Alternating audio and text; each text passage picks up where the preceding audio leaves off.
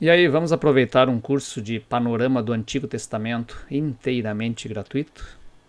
Olá, eu sou André Daniel Heinck e eu sou o professor desse curso que você pode baixar sem nenhum custo e sem nenhuma pegadinha de inscrição. É só entrar no meu site andredanielheinck.com.br e baixar o material. Esse curso é fruto de muitos anos de ensino em seminários batistas e seminários de outras denominações que eu fui aperfeiçoando ao longo do tempo. Muita gente me pedia as apostilas desse material e perguntava se podia usar na sua escola dominical, na sua igreja, e eu pensei que sim, que eu poderia de alguma maneira disponibilizar isso. O que eram antes resumos das aulas, apenas algum esquema, eu decidi transformar ele num livro e deixar de presente para as igrejas e qualquer pessoa que queira aprender um pouco mais sobre o Antigo Testamento. E aí ele facilita realmente a entender melhor aquela confusão de narrativas, leis, profecias e tudo mais que o texto bíblico nos apresenta, sem se preocupar em nos deixar tudo minimamente explicado. Então, nos próximos minutos, eu vou apresentar uma introdução a esse material que está disponível no link postado aí embaixo na descrição. Então, por onde começar um estudo do Antigo Testamento? Existem muitas formas de estudar o Antigo Testamento e eu não sou contra ou a favor de nenhuma delas. Eu acho que existem N possibilidades e todas elas são válidas e têm seus méritos, né? Então, uma das formas de se estudar o Antigo Testamento, que é muito vasto, é estudar livro a livro. Então você começa no Gênesis e vai indo livro a livro, vendo o contexto e como funciona cada livro desses até Malaquias, no caso da organização do cânone cristão. O cânone judaico ele se organiza um pouco diferente, embora seja igual. A versão protestante e a judaica é o mesmo conteúdo de livros, embora estejam organizados de maneira diferente. Então, o Antigo Testamento cristão ele é dividido por agrupamentos e afinidades. Então, a gente pode fazer um estudo do primeiro Pentateuco, que são os 5 primeiros livros atribuídos a Moisés. Depois vem os livros históricos. Então, a partir de Josué, Juízes, Ruth, 1ª, 2ª Samuel, 1ª, 2ª Reis, 1ª, 2ª Crônicas, Esdras, Neemias e Esther. Então, são os chamados ditos históricos. E esses estão numa razoável ordem cronológica, claro, se repetindo dados de vez em quando, mas eles estão em uma certa ordem. Depois nós temos os poéticos, o grande bloco de livros poéticos, aí com Jó, Salmos, Provérbios, Eclesiastes, Cantares. E aí nós temos os profetas maiores e depois os profetas menores, que é uma divisão meio, digamos assim, arbitrária, porque maiores não é porque eles são mais importantes, mas porque eles escreveram mais. Então tem primeiro os que escreveram um montão e depois os que escreveram bem menos, os profetas menores. Então os profetas maiores, Isaías, Jeremias, Lamentações de Jeremias, Ezequiel, Daniel, estão nesse bloco anterior por esta ordem, embora eles não tenham uma ordem cronológica, eles estão ali meio bagunçados. E depois temos os profetas menores, Oséias, Joel, Amós, Obadias, Jonas, Miqueias, Naum, Abacuque, Sofonias, Ageu, Zacarias e Malaquias. Também não estão em ordem cronológica. Então isso às vezes dificulta um pouco fazer esse estudo livro a livro, porque você tem que ficar pulando na cronologia e às vezes se perde no contexto. Então, como é que eu solucionei anos atrás essa questão do estudo? Eu passei a botar todo esse material do Antigo Testamento numa ordem cronológica. Então, juntei esse material todo e fui contando a história do Israel antigo, segundo a Bíblia, e colocando no meio deles, então, os profetas. Então, quando você vai estudando os fatos, os acontecimentos dos reis, até a destruição de Samaria, depois a destruição de Jerusalém, o exílio e tudo mais, e vai colocando os profetas dentro de cada fato histórico, fica mais fácil de entender do que o profeta está falando, do processo histórico que levou à própria destruição desses reinos e tudo mais. Porque o Antigo Testamento, vamos combinar, ele termina dando meio errado, Nós terminamos lá em Malaquias dizendo uma palavra dura, diz, olha, vocês querem que Deus venha? Deus vai vir, mas ele vai vir em julgamento, em justiça. Então ele vai ter que mandar antes um mensageiro para preparar o caminho dele, porque ele vem como um fogo para depurar vocês, para purificar vocês. Então, resolveu, de certa maneira, a cronologia, mas eu ainda assim terminava o estudo, né? Tinha um monte de coisa, e ficava me perguntando, tá, mas do que cargas d'água esses caras estão falando? Então um amigo me deu uma sugestão, né, que na verdade na época eu não sabia, mas está dentro de uma grande discussão do campo teológico, que é a grande pergunta sobre o centro do Antigo Testamento. Qual é, afinal de contas, o centro do Antigo Testamento? Então existem várias propostas, né? Alguns acabam falando que é o conceito de aliança, é o que é o eixo, né? Outros vão dizer que é a santidade de Deus, é o grande eixo. Outros vão falar que o fato de que Deus é o Senhor ou a eleição de Israel, o reino de Deus, o próprio Deus. Então existe uma série de propostas para dizer, olha, qual é o grande centro do Antigo Testamento. E a discussão continua até hoje, né? Porque realmente você não consegue ter um grande centro. Mas um teólogo amigo meu me fez uma grande indicação e eu tenho usado esse material, que é justamente a base do curso que está disponível e que vocês vão fazer. Então, é este livro aqui, do Walter Kaiser Jr., que é Teologia do Antigo Testamento. Então, ele me indicou esse livro para tentar organizar um pouco, achar este centro que orientaria o estudo. E aí eu passei então a trabalhar essa cronologia, porque ele é um teólogo bíblico que também segue uma cronologia, um desenvolvimento histórico ao longo do tempo, para explicar como Deus vai se revelando. E qual é o grande centro, qual é o eixo temático que ele usa para tentar compreender o Antigo Testamento? Ele está estudando pelo eixo chamado da promessa, né? Por quê? Parte de uma crença fundamental da fé cristã e também da judaica de que Deus invadiu a história, que Deus agiu na história e que ele passa então a trabalhar junto aos homens num propósito de trazer o seu reino, de trazer algo, uma salvação de Deus para nós. Então o que acontece? Como ele acontece dentro da história, ele acontece dentro das contingências da história. Ou seja, de acordo com as possibilidades do momento, de acordo com aquilo, né, que vai ter inclusive de resposta humana. Então Deus age junto com os homens dentro da história, descortinando aos poucos aquilo que ele pretende fazer. E segundo Walter Kaiser Jr., o teólogo autor dessa ideia e deste livro, o centro disso é a chamada promessa de Deus. É aquilo que Deus promete que vai fazer um dia. Deus promete, né, que vai abençoar todos os povos da terra. Como vai fazer isso?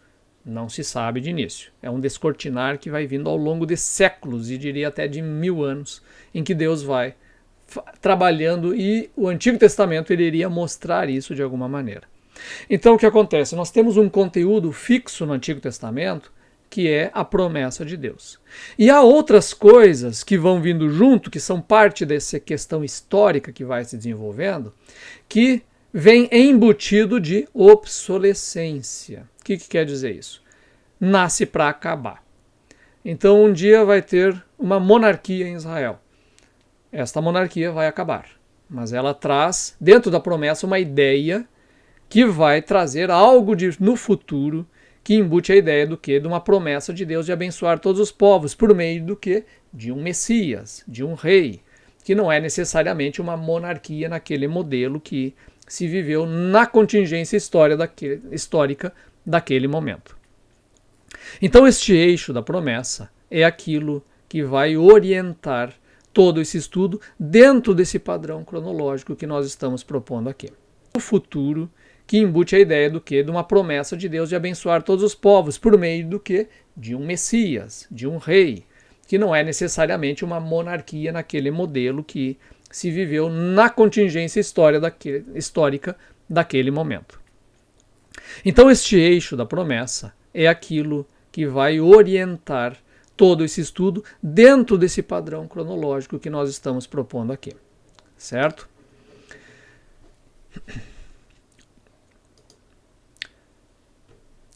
Como este é um estudo de ordem cronológica, eu dividi esse curso numa espécie de 7 módulos, né, 7 capítulos, que você vai estudar para compreender o desenvolvimento histórico ao longo do tempo.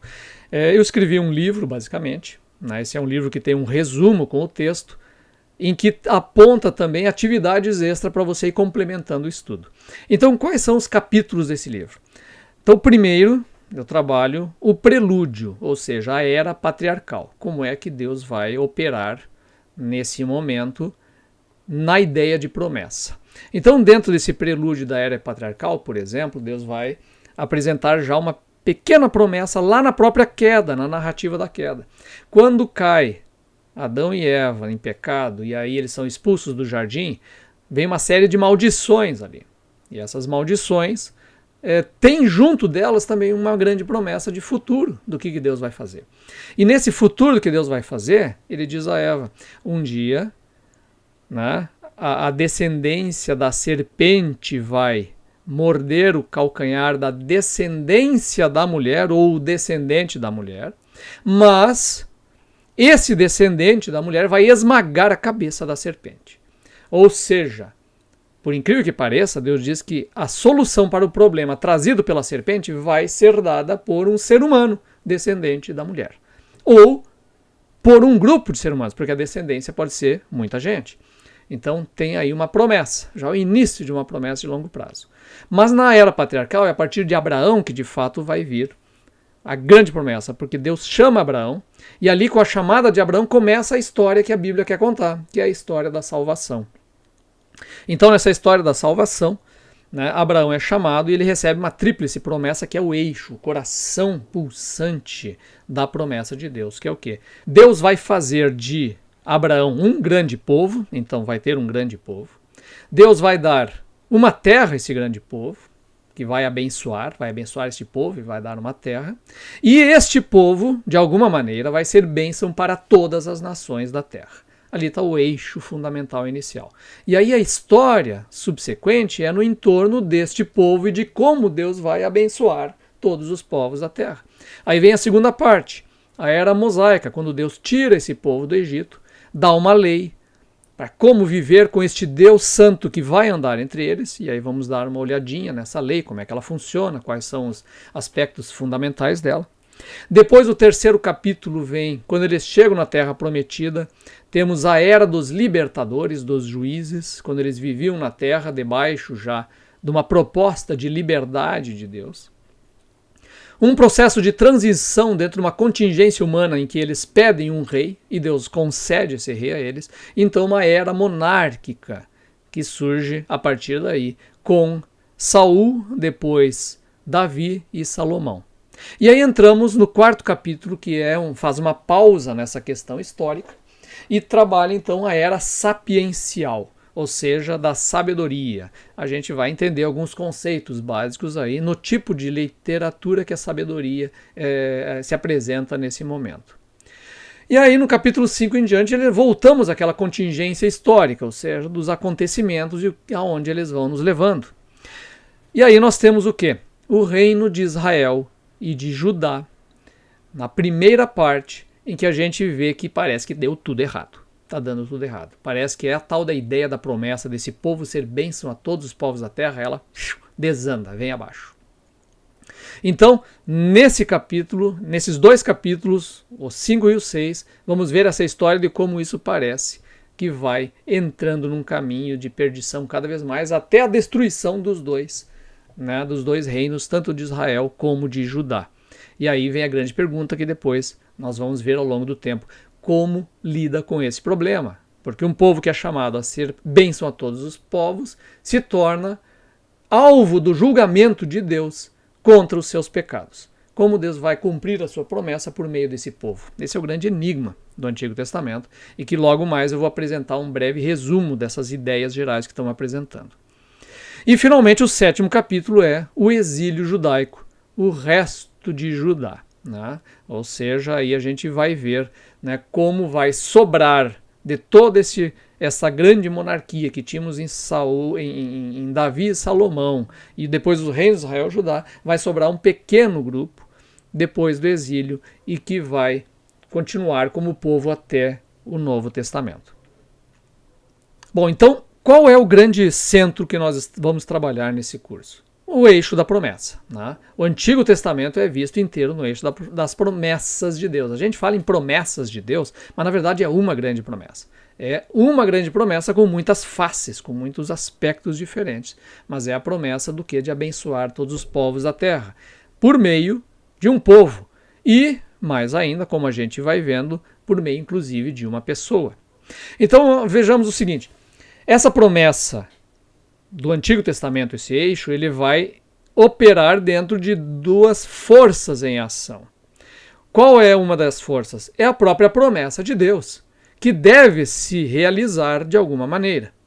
Por outro lado, nós temos a contingência histórica, quer dizer, os pecados de Israel e de Judá, o problema de ser um povo desobediente, o problema que não é apenas Israel e Judá, é todos os povos da terra, eu também sou, você também é. Então, esse problema humano e a promessa divina.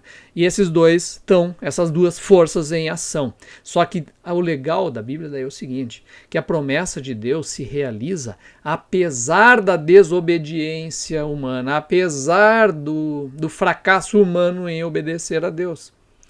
E por isso, todo o texto profético no Antigo Testamento, quando os profetas se deparam com a situação concreta desse povo, e ao mesmo tempo a promessa de Deus de que ele vai trazer o reino dele, você vê um paradoxo se montando.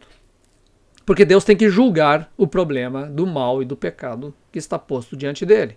Mas ao mesmo tempo ele quer derramar a graça do perdão e tudo mais.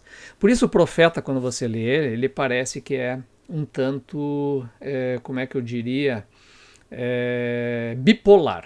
Parece que o profeta é bipolar, porque ele primeiro chega e diz, porque vocês estão em pecado, vocês fizeram isso e aquilo, não há justiça na terra, não há bondade, apenas a maldade prevalece e tudo mais, e eu vou destruir vocês, vai ficar uma terra arrasada, não vai sobrar nada em Sião, em Israel, etc.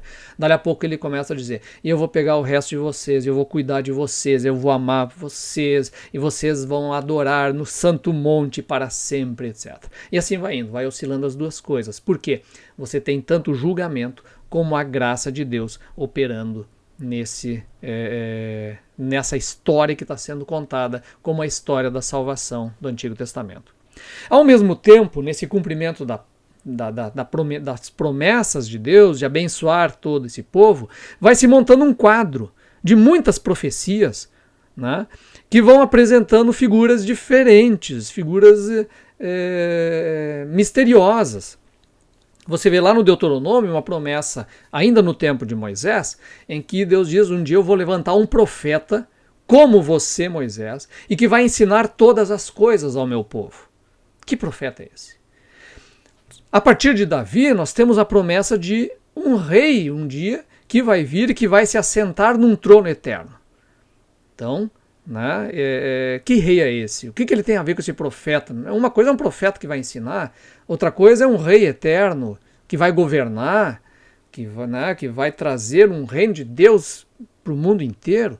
De repente aparece Isaías falando de um servo sofredor, de um camarada que vai sofrer, que vai carregar o mal e os pecados de todas as pessoas nas costas, né? E que inclusive vai ser odiado por todos, e que Deus vai olhar para ele e vai dizer, você será culpado pelo mal de todo mundo. Que figura é essa? Olha o mistério disso. Então você vê, e o que ele tem a ver com o rei eterno? O que tem a ver com o profeta? Um bom pastor, que Ezequiel fala, um dia eu vou trazer um bom pastor que vai, né, cuidar das minhas ovelhas, né? Eu vou trazer um filho do homem, aparece lá em Daniel um filho do homem, uma figura humana que aparece na presença de Deus e de repente é adorado como Deus. Que figura é essa? Quem é esse cara? Como é que pode chegar na presença de Deus e ser adorado? Você tem a figura de um rei que é sacerdote ao mesmo tempo. Quando em Israel essa função é separada, não pode nunca um rei ser sacerdote. Mas quem é esse rei sacerdote que aparece lá a partir de Zacarias, que ele vai unificar essas duas instituições que estão em guerra contínua? Então existe uma série de profecias que montam um quebra-cabeça que a gente não consegue associar uma figura com a outra, né? Um cara que senta num trono para governar com cetro de ferro, como é que ele pode ser o cara que é espezinhado por todo mundo, é feio e morre. Né? Então, são figuras difíceis de conciliar. E o Antigo Testamento termina com esse paradoxo sustentado. Ele fica em pé. Ele não junta essas peças. Aí a gente precisaria de um spoiler para outro curso, que é o curso de Novo Testamento, que também está disponível no site, em que nós vamos entender o quê? Que no Novo Testamento a grande revelação de Deus, mas isso não está no nosso curso agora, isso é de depois, é que Jesus Cristo, ele é o próprio Deus encarnado e ele reúne em si todas essas figuras proféticas. Ele é tanto o profeta como o rei eterno, como o servo sofredor, como o bom pastor, como o filho do homem, como o rei sacerdote e tantas outras figuras do Antigo Testamento. Ele é o que sofre por todos justamente porque ele é o rei. O rei é o que representa todo o povo e morre por todo o povo, pagando a dívida que tínhamos do pecado. Então, em breves palavras, a gente compreende aquilo que trata, afinal de contas, a nossa proposta de estudo do Antigo Testamento. É uma proposta de estudo absolutamente cristológica, embora eu não mencione diretamente Jesus Cristo ao longo do nosso estudo. Ele vai mostrando os textos aonde eles vão apontando profeticamente para a grande promessa de Deus, que nós vamos entender lá no final apenas que essa grande promessa de Deus de abençoar todos os povos da terra por meio do descendente de Eva, do descendente de Abraão, do descendente de Davi, essa figura do descendente aparece muito também, é Jesus Cristo. Vindo aqui para a nossa apostila, o nosso livro de estudo, então só para vocês entenderem como funciona, você vai baixar um PDF, você vai baixar esse PDF do livro e vai ler o texto. Então tem um texto em que apresenta a explicação com referências bíblicas e em dados momentos você vai encontrar ali, pare a leitura aqui e leia os capítulos indicados. E aí você para esta leitura e lê os capítulos bíblicos que estão relacionados àquilo que o texto escreveu antes. Temos também alguns momentos de parada de leitura para entender o contexto. E aí são pequenos vídeos já bem antigos, que estão lá no meu YouTube, mas que servem ao propósito, explicando o contexto da Mesopotâmia, do Egito, da Pérsia, desses reinos todos ao redor de Israel e que implicaram diretamente nessa história, às vezes até dramática, de Israel. Temos também indicação de mapas para você ver na internet. Você pode baixar esse mapa, imprimir, deixar guardado com você, também disponibilizado gratuitamente. E ao final de cada capítulo nós temos um exercício de fixação, em que você tem algumas perguntas para responder. Não tem a resposta aqui, a resposta está lá no final do livro. Então você pode responder e lá no final você confere se entendeu bem. É um material que você pode fazer tanto individualmente como também no seu grupo de estudo, está estudando em casa com algumas pessoas, está aí então este material, certo? Então está aí disponível para você gratuitamente, vocês podem baixar e ter um bom proveito nestes estudos. Para encerrar, eu gostaria de fazer algumas indicações de leitura. Claro, é fundamental que você leia os capítulos da Bíblia indicados aí no nosso curso. O nosso grande objetivo é a leitura da Bíblia e que você compreenda melhor a Bíblia. As coisas vão fazer mais sentido para você, vai ser mais legal.